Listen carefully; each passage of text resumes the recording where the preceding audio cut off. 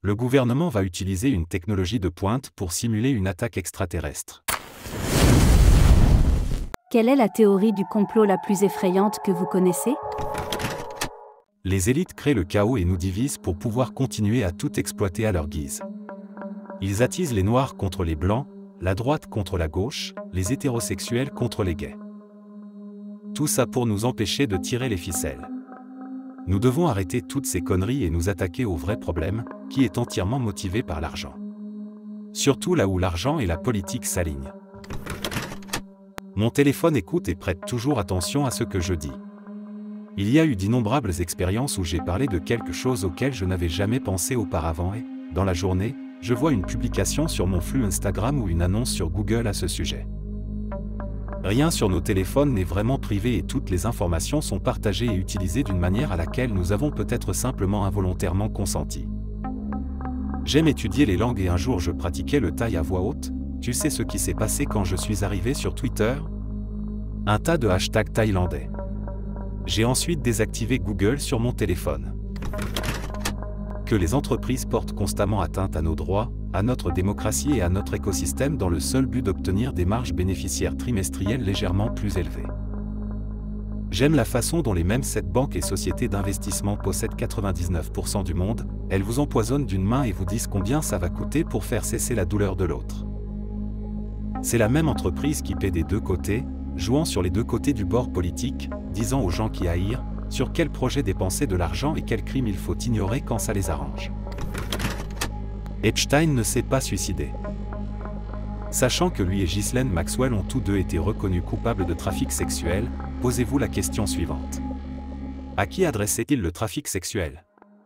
Qui étaient les clients? Arrêter les personnes figurant dans le petit livre noir de Jeffrey Epstein mettrait fin à ce monde en raison du nombre de riches dégoûtants au pouvoir. En fait, nous n'avons pas créé les pyramides et les merveilles du monde qui leur sont associées. Qui l'a fait?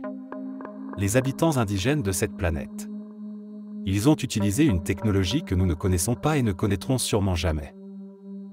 Qui sommes-nous?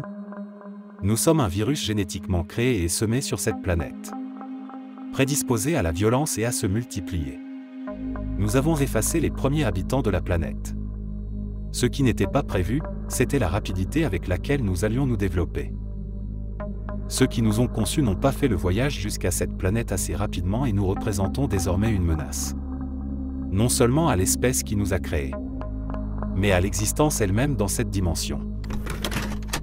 Samsung a annoncé que la Galaxy Watch 4 comprendrait un glucomètre continu non invasif, qui vous permettrait de surveiller votre glycémie à tout moment pendant que vous la portez, aussi longtemps que vous la possédez. Quelques mois avant la sortie du 4, cette fonctionnalité a discrètement disparu de tout le marketing, sans explication, et maintenant, des années plus tard, elle est introuvable. Je crois que les laboratoires Abbott, fabricants du glucomètre Frostyle Lite et des systèmes de glucomètre en continu Frostyle libre, ont paniqué, craignant qu'un glucomètre non expirant et non invasif ne soit extrêmement populaire parmi les diabétiques et dévasterait leur marché. Il a donc payé un énorme pot de vin à Samsung pour qu'il abandonne le tout. Que les sociétés pharmaceutiques retiennent délibérément les remèdes révolutionnaires pour certaines maladies parce qu'elles font trop de profit sur les médicaments et les pilules temporaires. Les sociétés médiatiques appartiennent à des institutions financières. Les médias sont simplement utilisés comme un outil pratique pour aider à orienter l'opinion publique en faveur ou contre les entreprises pendant qu'elles en profitent. Nous savons qu'en psychologie, nous nous concentrons plus sur le négatif que sur le positif. Pensez à combien d'argent les médias doivent gagner pour couvrir des événements tragiques. Pourquoi n'organiseraient-ils pas ces événements? Les gens blâment les agences d'acronymes, mais ces médias pourraient probablement être beaucoup plus capables, mieux financés et plus susceptibles de garder le secret. Combien peu de temps et d'argent cela leur coûte-t-il pour inciter à la tragédie? Que si un astéroïde géant se dirige vers nous, le gouvernement ne nous le dira pas, de peur que nous nous entredéchirons. Quelques personnes auront accès au bunker et le reste d'entre nous ne le saura pas avant qu'il ne soit trop tard. Maintenir les gens endettés et les bas salaires est ce qui fait que la société fonctionne. Si tout le monde est payé autant d'argent, la plupart des gens auront suffisamment d'économies pour ne plus travailler, donc il n'y aura pas assez de personnes pour travailler dans la restauration rapide par exemple. Il n'y aura pas assez de monde pour nettoyer les poubelles car il existe d'autres emplois meilleurs et bien payés. De nombreuses industries ne seront pas durables. Je pense que le gouvernement chinois utilise la Corée du Nord comme État esclavagiste pour fabriquer des produits gratuitement, puis il utilise TikTok pour faire la publicité de ses produits dans le monde. Chine est le meilleur exemple que j'ai pour cette théorie pour le moment. L'expérience de la double fente montre que les particules lumineuses ne se comportent pas selon les lois de la physique lorsqu'elles ne sont pas observées. Lorsqu'il est observé, il se comporte comme prévu. Certains ont comparé cela à un monde de jeux vidéo, dans lequel une partie du monde ne se développera que lorsqu'une personne interagit réellement avec elle.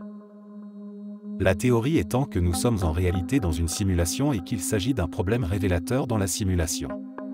Ce n'est que le point de vue de certaines personnes, mais je suis sûr qu'un spécialiste de la physique quantique pourrait mieux l'expliquer. La seule conspiration que je connais comme absolument vraie et qui puisse être vérifiée, c'est le cartel de toutes les entreprises mondiales produisant des ampoules. À l'origine, avec l'ampoule, les sociétés étaient en concurrence pour produire des ampoules de plus en plus durables, mais elles se sont ensuite réunies et ont décidé qu'une ampoule très longue durée finirait par les rendre toutes non rentables. Ils se sont donc mis d'accord sur une durée de vie fixe pour les ampoules. Bien qu'ils aient été découverts et condamnés à une amende pour cela, cela ne les a pas empêchés de poursuivre ce comportement et il s'agit d'un modèle standard pour de nombreuses pratiques de fabrication commerciale moderne. Fabriquer un produit qui est juste assez bon au bon prix mais dont la date de péremption est connue, afin que le consommateur doive le racheter lorsque le produit est cassé. Il existe presque certainement des milliers de produits construits de la même manière afin de maintenir un flux constant de demandes, de réapprovisionnement et de profit. Nous vivons en fait dans une société dystopique contrôlée par mes méga-corporations, mais ils ont fait un si bon travail que nous n'avons commencé à le remarquer que récemment. Mais c'est vraiment trop tard maintenant. Je crois fermement que les dirigeants du monde sont tous du même côté et qu'ils ne font pour l'instant qu'une grande mascarade. Nous ne remarquons vraiment que lorsque des choses inexplicables se produisent et qui ne peuvent pas être dissimulées rapidement. Les extraterrestres existent et pourraient nous rendre visite. La galaxie a des milliards d'années, n'importe quelle civilisation apparaissant sur n'importe quelle planète pourrait facilement dominer la galaxie maintenant et être si avancée que pour elle nous ne sommes que des animaux de compagnie dans un zoo. Certains groupes et personnes puissants du monde entier possèdent en leur possession des connaissances ou des technologies anciennes. Ils l'ont depuis le début de la Seconde Guerre mondiale et en font lentement de l'ingénierie inverse pour les diffuser au monde. Cependant, d'autres éléments, comme l'énergie libre, ils les gardent pour eux afin d'assurer leur emprise sur le pouvoir.